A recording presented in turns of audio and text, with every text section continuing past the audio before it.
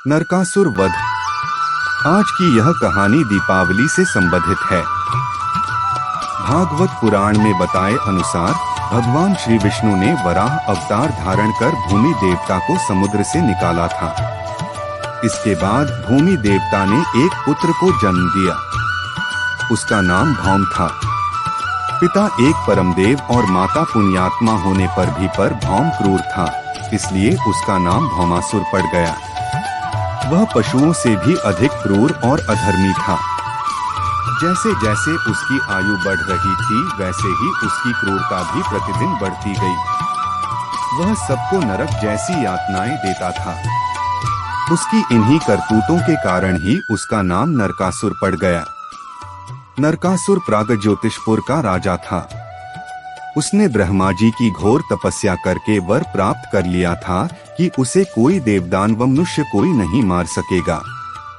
कुछ दिनों तक तो नरकासुर अच्छे से राज्य करता रहा, किंतु कुछ समय बाद उसके सारे असुरी अवगुण उभर कर बाहर आ गए। उसने इंद्रदेव को हराकर उन्हें नगरी से बाहर निकाल दिया। नरकासुर के अत्याचार से देवतागण त्रस्त हो गए। नरकासुर ने वरुण का छत्र, अदिति के कुंडल और देवताओं की मणि छीन ली और त्रिलोक विजयी हो गया। उसने पृथ्वी की सहस्रों सुंदर कन्याओं का अपहरण कर उनको बंदी बनाया और उनका शोषण करने लगा। नरकासुर के अत्याचार से त्रस्त हुए देवराज इंद्रदेव द्वारकाधीश भगवान श्री कृष्ण जी के पास गए। उन्होंने श्री कृष्ण से प्रार्थना की, हे श्री कृष्ण, प्रागज्योतिषपुर के दैत्यराज भौमासुर के अत्याचार से देवतागण त्राहि कर रहे हैं। क्रूर भौमासुर ने वरुण का छत्र, अदिति के कुंडल और देवताओं की मणि छीन ली है। वह त्रिलोक विजयी हो गया है। भौमासुर ने पृथ्वी के कई राजाओं की अतिसुंदर कन्याओं का हरण कर उन्हें अपने बंदी गृह में डाल दिया है। प्रभु, अब आप ही हमारी रक्षा करें। भगवान श्री कृष्ण जी ने इंद्रदेव की प्रार्थना स्वीकार की। वे अपनी पत्नी सत्यभामा को साथ लेकर गरुड़ पर सवार हुए और प्रागज्योतिषपुर पहुँचे। वहां पहुंचकर भगवान श्री कृष्ण ने अपनी पत्नी सत्यभामा की सहायता से सबसे पहले मुर्दैत्य और उसके 6 पुत्र ताम्र, अंतरिक्ष, श्रवण, विभावसु, नभस्वान तथा अरुण का संहार किया। मुर्दैत्य का वध हो जाने का समाचार सुनकर भौमासुर अपने अनेक सेनापतियों और सेना को साथ लेकर युद्ध के लिए निकला। भौमासुर को देवदान व मनुष्य नहीं मार सकता था, परंतु उसे स्त्री के हाथों मरने का शाप था।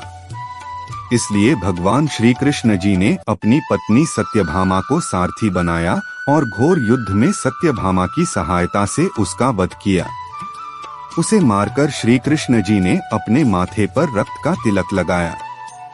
अंत समय में नरकासुर ने भगवान श्री कृष्ण जी से कहा, आज के दिन जो कोई ब्राह्म मुहूर्त पर मंगल स्नान करेगा, उसे कोई भी दुख नहीं होगा। ऐसा वचन मुझे दीजिए। भगवान श्री कृष्ण जी ने उसे वैसा वर उसे दिया। इस प्रकार भौमासुर को मारकर भगवान श्री कृष्ण जी ने उसके पुत्र भगदत्त को अभयदान दिया और उसे प्रागज्योतिष का राजा बनाया। भौमासुर के द्वारा हरण कर लाई गई 16 सहस्र कन्याओं को श्री कृष्ण ने मुक्त कर दिया। ये सभी अपहरित कन्याएं दुखी और अपमानित थी। उस समय में भौमासुर द्वारा बंदी बनाई गई इन नारियों को कोई भी अपनाने को तैयार नहीं था। तब भगवान श्री कृष्ण जी ने सभी को आश्रय दिया। उन सभी को श्री कृष्ण अपने साथ द्वारकापुरी ले आए। सर्व स्त्रियों ने भगवान श्री कृष्ण की आरती उतारी।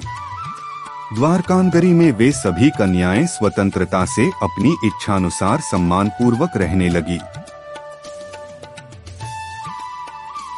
नरकासुर वध का दिन कार्तिक कृष्ण पक्ष चतुर्दशी का था। इस दिन भगवान श्री कृष्ण जी ने नरकासुर का नाश किया, इसलिए इसे नरक चतुर्दशी कहते हैं। नरकासुर ने मांगे वर के अनुसार इस दिन ब्राह्म मुहूर्त पर अभ्यंग मंगल स्नान करने का महत्व है। इस दिन साथ ही नरकासुर के वध के प्रतीक के रूप में लोग पैर से कारीट नाम का फल कुचलते हैं। तो ये था आज का वीडियो। ये वीडियो आपको कैसा लगा? अगर अच्छा लगा हो तो हमारे चैनल को सब्सक्राइब कर दें। अब मिलते हैं एक और नए वीडियो के साथ। तब तक के लिए नमस्कार।